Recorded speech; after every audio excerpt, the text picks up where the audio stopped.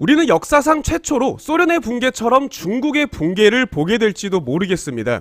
바이든 행정부는 이제 중국 죽이기를 굳히기에 들어가는 모습인데, 동남아를 시작으로 직면했던 대한민국 IMF의 외환 위기의 사태, 이번 중국을 시작으로 한국의 경제 위기에도 부채질을 할 것이라는 전망들이 나오게 되면서 우리나라 국민들은 지금 빚밖에 없고 대한민국 정부는 세금으로 놀러다니기 바쁜 지금 모을 금조차 없는 대한민국 국민으로서 역사적으로 모든 경제 위기에 내 자산을 지키고 심지어 엄청난 부를 만들었던 방법들을 제가 5분 안에 정확하게 설명을 드리겠습니다.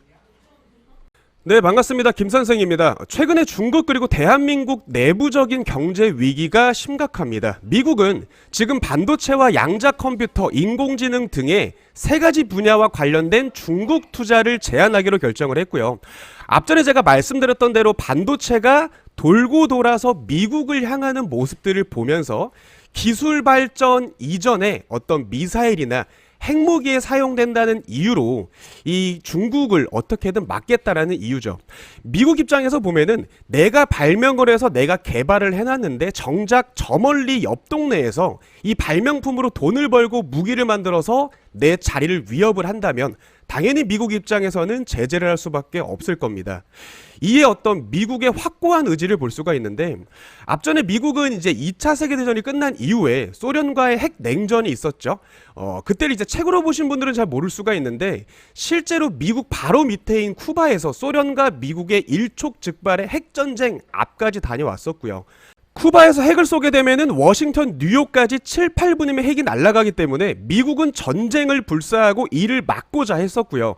결국 서로 핵을 철수하는 것으로 종결이 되었지만, 그 당시에는 쿠바에 소련 미사일들을 두고 미국은 쿠바의 모든 바다를 해군으로 둘러싸아 놓고 정말 이 총알 하나만 잘못 나갔어도 제3차 세계대전, 즉 인류의 몰락까지 갈 수 있었던 전쟁의 대치 상황까지 미국은 가봤기 때문에 절대적인 이 미사일이나 핵의 위험에 있어서 너무나 이 국방력에 대해 엄청나게 예민할 수밖에 없을 겁니다.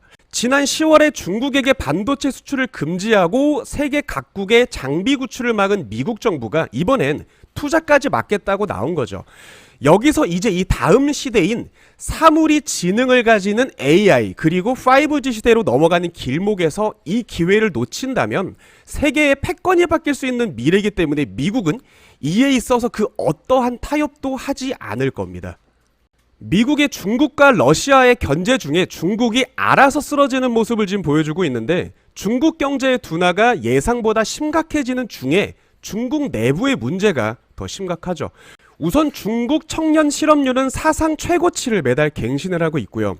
부동산 시장의 불안도 중요한 이슈가 되고 있습니다. 제2의 리먼 사태가 발생하나 하는 우려가 지속적으로 나오고 있는데, 중국의 경기 둔화는 세계 경기를 냉각시킬 수도 있다는 점에서 뉴욕도 주목을 하고 있습니다. 비구이 위안이라는 기업은 중국의 대부분 부동산 개발을 하고 아파트를 만드는 기업인데 자산 규모만 300조 원이 넘는 회사죠. 그런데 문제는 300억 원을 갚지 못해서 지금 위기에 빠졌다라는 겁니다.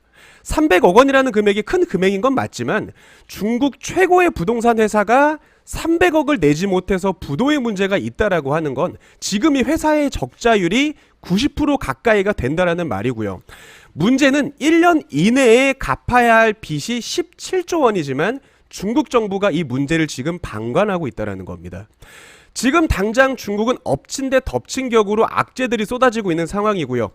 내수 부진과 수출 하락, 부동산 문제 등으로 여러 가지 문제들이 지금 하나둘씩 터지고 있습니다.